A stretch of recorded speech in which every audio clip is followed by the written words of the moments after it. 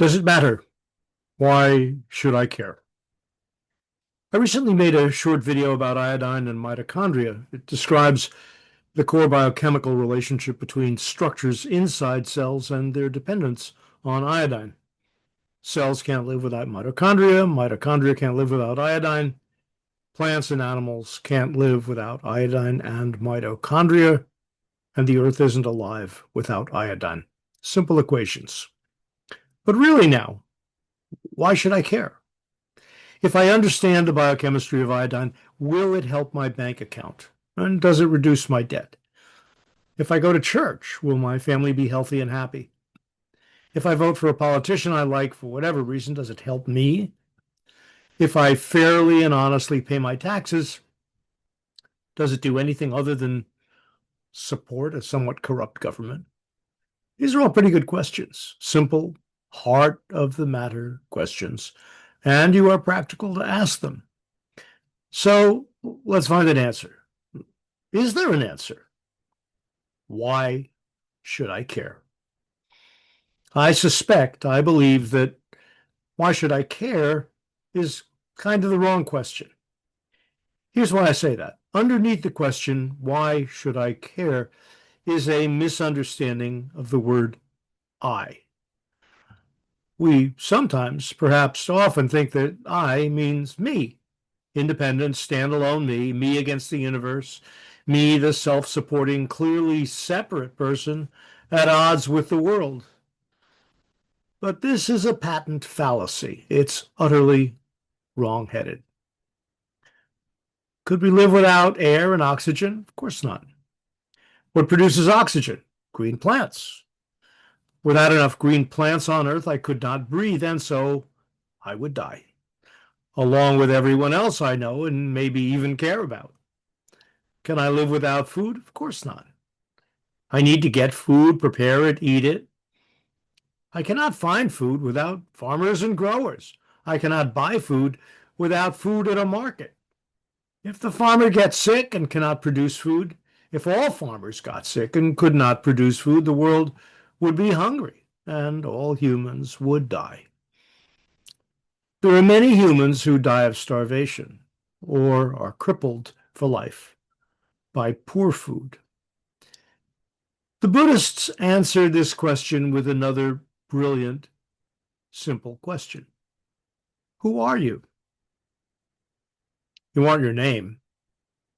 You aren't your clothes or your car or your home or your family. You are in some way a collection of cells, little chemical factories. But all those little chemical factories are not you. Are you the thinking, feeling part that sits inside of, atop, around all those little chemical factories of your cells? Or are you and I somehow something else? Want to call it a soul? Maybe so. And just to be persistent, if there is such a structure, regardless of what it's made of, is it not the most important stuff of life? The stuff that gives us our being in the world on earth? Perhaps we would be wise to nourish it. And it's relatively easy, I believe. That nourishment arises from what we think. Since we can't feed it tangible food, and we can't exercise it on the treadmill, and we can't buy stuff for it from our bank account, we can't drive it somewhere useful in our car or directly share it with our kids and wife and significant other, how do we nourish it?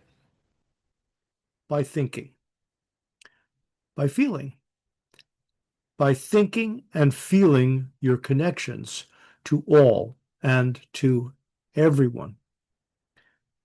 Here's something that might help. In 1654, a minister named John Donne wrote about life and death. At a time when Londoners were dying all around town from the plague, no one knew what to do, and anyone could be next. When someone died, the church bells tolled, and the tolling of the bells was frequent, almost constant. And Donne wrote, "No man is an island entire of itself. Every man is a piece of the continent, a part of the main. If a clod be washed away by the sea, Europe is the less, as well as if a promontory were, as well as if a manor of thy friends or of thine own were. Any man's death diminishes me, because I am involved in mankind, and therefore never send to know for whom the bell tolls. It tolls for thee. If my dog dies, if my friend dies, if my daughter dies, if an insect dies, or a plant withers, I am also dying. Life is precious, and everyone else's life is precious because it is part of my life. So the answer to why should I care is simple. You are everywhere, and every molecule of the planet is the ocean in which you swim. Your life comes from all other life. Once you feel that and see it and live in it, you will care in a way impossible to describe. The divine care of the Lord of the universe will live in you. It provides meaning and mission. You'll see. Once you find the mission that is yours, it will live in you, and you will be a new you, renewed every minute, every day of your life.